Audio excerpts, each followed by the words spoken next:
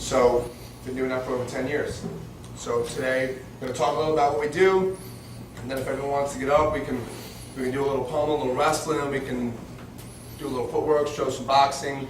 It's obviously hard to show mixed martial arts in a setting like this and with a diverse group of people here who have probably never ever done any martial arts at all. Mixed martial arts is just that. It's a mixture of all the things we need to be able to learn and do to accomplish the goal of winning fights. So with us, it's mostly boxing, kickboxing, which incorporates Muay Thai and Dutch style kickboxing, wrestling, both folk style, Greco-Roman, and Brazilian Jiu Jitsu. My brother and I both hold black belts in Brazilian Jiu Jitsu. It took us 10 years to get that. You won't find any 13-year-old black belts in Brazilian Jiu Jitsu. Just not. It doesn't happen. And we train, and we try and put all that together as a cohesive unit, but we also train it all separately. And that's the one thing, that's the misconception. People think they box a little, they wrestle a little bit, or they run a Taekwondo place and bring in a Brazilian Jiu Jitsu person to do mixed martial arts. And they're not. Mixed martial arts is a very small junction between boxing, wrestling, and Brazilian Jiu Jitsu, or better said, stand up, clinch in the ground. And all those three things together, you get one tiny little area, and that's mixed martial arts. So you got to train them all, and you got to know how to do everything by itself. But if you're not putting it all together and learning how to fight up and down the mat, is what we say. Take, boxing to shoot a takedown and taking a person down. That little bit right there, that's mixed martial arts. Boxing by itself is not, and wrestling by itself is not. Then I got to be on the ground, protect myself, learn how to submit, learn how to strike, learn how not to get pummeled when I'm on my back, and stand back up. That's mixed martial arts. So can't do it all by itself. You've got to do it together. In training of it, we're pretty interested in, obviously, our aerobic threshold, but really interested in our anaerobic threshold.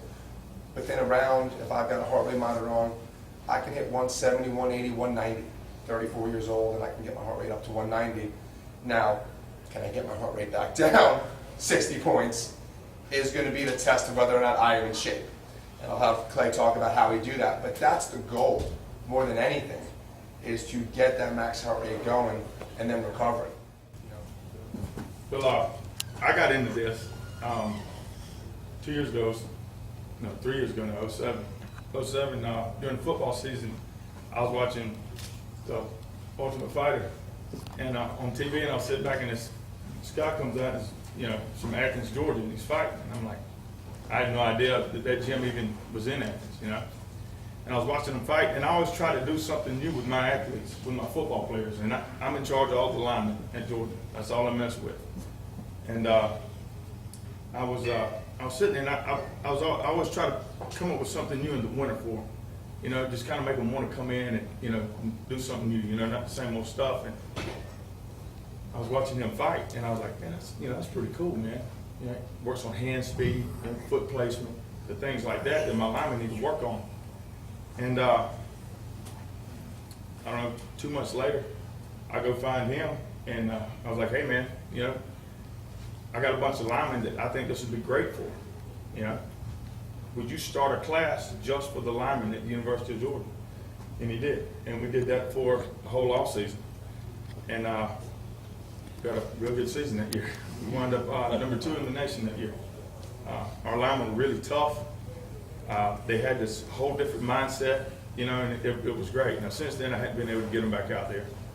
But we went 8-5 last year, but this coming off season, we're going to go out there again for sure. But no, the way I got into this, the only way the NCAA would let me go out, watch my guys train, I just didn't want to turn them over to anybody that I didn't know, I had to be in the class. So it's like, all right, that's cool. So I go out there and I start doing the grappling and the boxing and all that stuff with them. And when my linemen were done with the class and spring ball started, I just kept going. And I got beat up a lot. But these guys are good fighters. And one of the biggest things about MMA that you have to understand, it doesn't matter how strong you are to start with. You have the strongest guy in the world walk in the ring, and these guys are killing. Because they're going, just like me with that football mentality. I'll never forget, it was just Rory and I in the gym one night. And I had to show up late. He was like, man, come on out, you and I'll do some grappling and boxing. He was like, he stood in the middle of the ring. He's like, come on, man, let's go. We're gonna pump. So with that football mentality, you know, I'll go in and I'll grab him, man. I'm, you know, for 30 seconds, I'm whipping his tail, man. You know, I got him pinned up on the wall, and he's just, I could hear him breathe. And about 30 seconds later, I'm breathing like this. And he just pushed me off, and it was over. You know, I couldn't hold my hands up. And it's just a totally different way to train a guy. Well, that was my first lesson. Okay, that was my first lesson. And my game as an adult, I've got a pretty good guard. So you see the guard is the position when you're on the ground. Not always the greatest place to be in a fight, whether it's MMA, real world. And again, you have to know where you are. If I'm in a bar on the street, I did something stupid, the last place I want to be is on my back. What you find happens in fights a lot. Again, it's soft mat, people play here. So one of the positions we have is called the guard, where my legs are closed. So as I tell my little kids, what is this? It's closed guard. My legs are closed. The idea for being here is I'm about to get pummeled. If this is MMA, I'm going to get beat up. I don't want to be here. He's got gravity and leverage on his side. So the idea is to control him as much as I can on top of his head, or try and work and try and grab up over him and keep him down. Now I got a couple options here. I got a triangle choke. If I bring his arm through, I've got my triangle choke here, which is going to choke him out, cutting off the carotid arteries on both sides.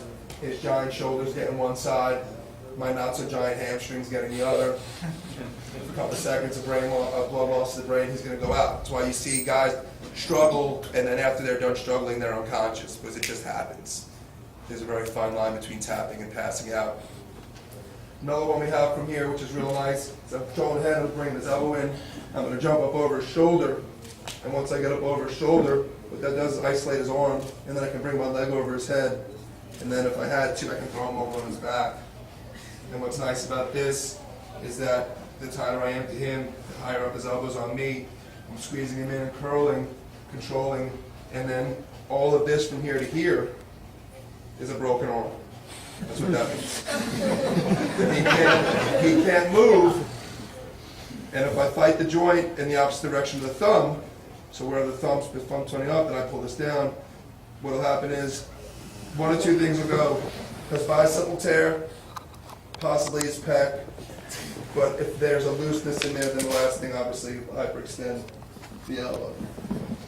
So you see that on the top. All those things are things I don't want to happen to me. So I gotta learn how to kind of be in here and be safe. So what we do is we take the posture that's on the biceps. So that takes away some of his striking ability. So if he's trying to hit me, I get a little bit here. And what it does also kind of keeps me in low here so that my head's safe. And what we try and do is work to build ourselves up to open legs. And then look to pass. If I want to be on the ground here, then I'll stay. If I don't want to be on the ground here, I can stand up. Or I can pass and take up dominant position on top. Which again, this is a completely different position with a completely different set of rules. This is cross-out. There's knee on position, but again, have a different set of rules. There's mount. That's a different set of rules. Arm wasn't here. Same position I was just in before, but I got here from a different place. So it's a lot. So one of the things I love the most about MMA is Jiu Jitsu, because you can do it for the rest of your life. Sometimes I don't like the motion, basically. So mount, cross-side, guard, half guard, rear, 3/4, 4/4. There's a lot going on here. And then, like I said, step up, step. That's just one arm. Put the striking in, it's a little bit more like MMA.